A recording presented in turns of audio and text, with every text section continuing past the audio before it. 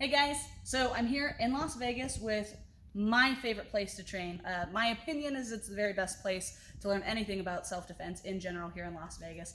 My buddy Shannon, he's the owner, he's lead instructor. His list of certifications and skill set is amazing. I highly recommend you stopping by here. Since I was here and doing this video series anyways, I figured it would be perfect time to come talk to him and get some self-defense tips for those of you who are traveling here from a self-defense expert in the area anyway. So just remember, if you're in the area, a great thing to do is to come in, take a class, look for some of the seminars that they might be running while you're here.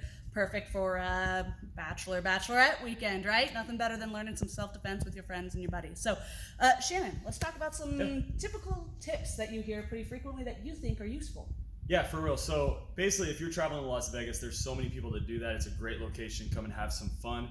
But sometimes that having fun atmosphere can set you up for maybe not such a safe visit, because people are having fun, they're drinking, things like this, and those can put you at higher risk.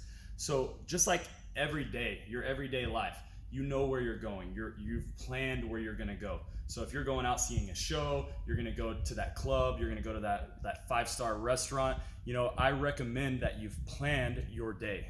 That spontaneity of travel is fun, but it's not your ideal for safety. So if you're gonna plan, I want you to plan your routes, look at how you're gonna get there. You're gonna take an Uber, and there's a whole long list of Uber safety tips that we're not gonna get into in this video, but are you gonna take an Uber? Are you gonna take a Lyft? Are you going to use your rental car? Are you gonna walk? So know your safest travel route and plan that. If something goes awry in your plans, get to a safe location and make a new plan. So planning is gonna maximize your safety. Once you get to your location, these go for everything, everywhere that you're at, whether you're in Las Vegas or whether you're in your hometown. Anywhere you're at, I want you to immediately, when you walk into the location, scan, look where your exits are, set yourself up in a safe position in that environment where you're gonna have ease of access to that exit. Do you have one exit? What if that exit doesn't work? What if there's a blockage of that? What if that's more close to the danger that erupts? So now we need our secondary exit. Have your primary, your secondary plan as much as possible. And then of course, there is a really generalized rule. Again, this applies to Las Vegas, this applies to your hometown.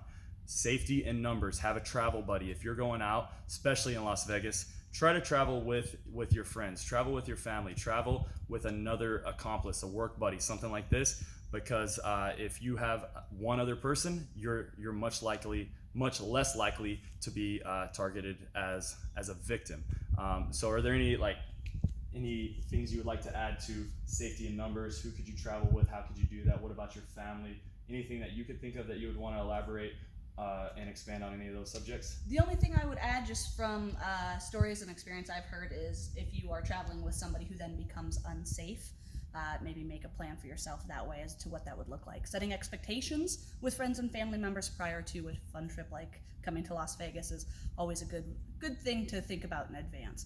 On that note, right, as we're thinking about things in advance, what about gear? Is there any type of equipment or gear you would recommend bringing with you? Of course. Yes. So again, this is a really wide subject, but if I'm going to tell you just one item that everybody should have on their person, and it doesn't matter if you're a self-defense person or if you're just you're not a self-defense person, I recommend carrying on your person a flashlight.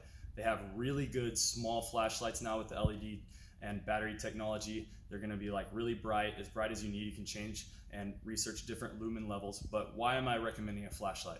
If you are in a location, like let's say you're at a big casino, these rooms are huge, there's slot machines everywhere, there's gaming tables, things like that. Let's say you're at a convention, there's all kinds of booths set up.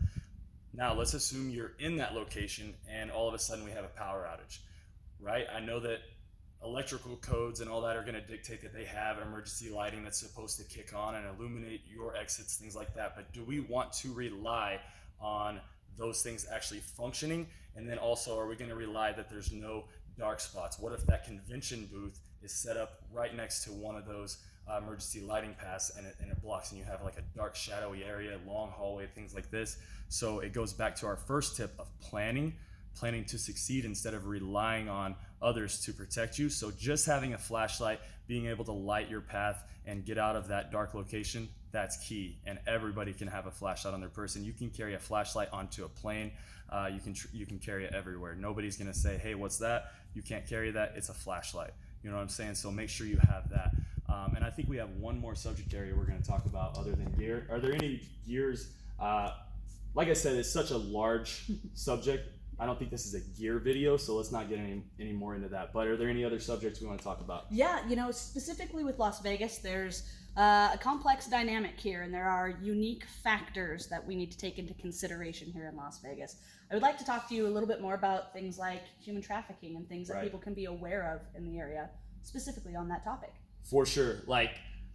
Unfortunately, Las Vegas is a key location where human traffickers are going to get their victims, all right? And if you fall into those demographics that are more prevalent to be human trafficked, to be abducted, namely young people, men and women, under 25. If I believe we were talking about it earlier with Sheena here, and I believe we said 13-year-old boys and girls are going to be those prime subjects, and that's just the unfortunate reality we live in. So if you're going to be here, of course, all the other tips we talked about are going to help you not be abducted. Just being aware of your surroundings.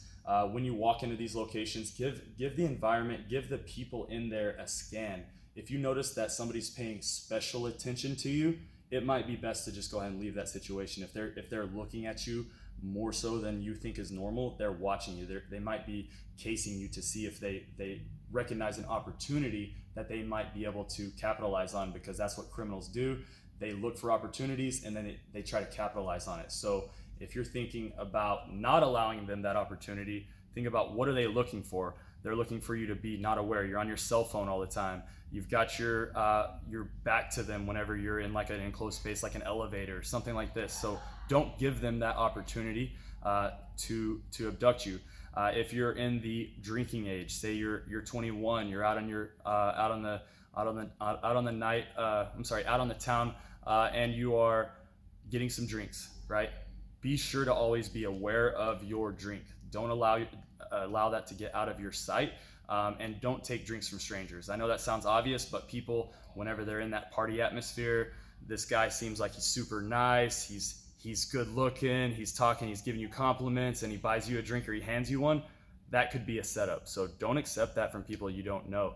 If you are going to go to the restroom or something, don't leave it on the table unless you've got your travel buddy, that travel in numbers tip we talked about earlier, to watch that drink for you. So we don't want to allow them to slip something into that drink.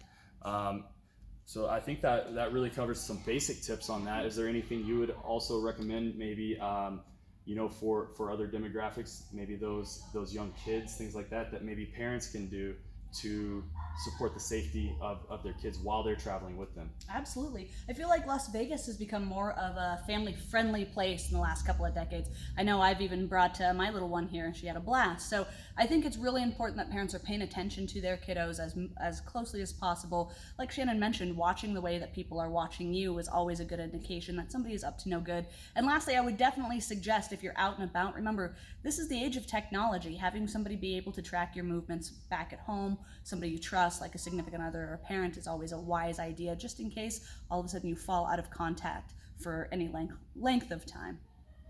Awesome. These are all great tips, guys, and these are all super simple things that you do not have to be an aficionado or an expert of self-defense to practice. These are things everybody can do, and I really appreciate Sheena coming out and asking me these tips. If you are in Las Vegas, you're traveling here, you could always come in, do a drop-in class, make self-defense part of your Las Vegas trip. We always welcome visitors. And again, I appreciate it, guys. To check out Nomad Krav Maga any further, check us out on social media, Instagram, Facebook, our website. It's all at Nomad Krav Maga. And my name is Shannon Langwell, Chief Instructor at Nomad Krav Maga, and I'm going to let Sheena kick us off on this video, end it out.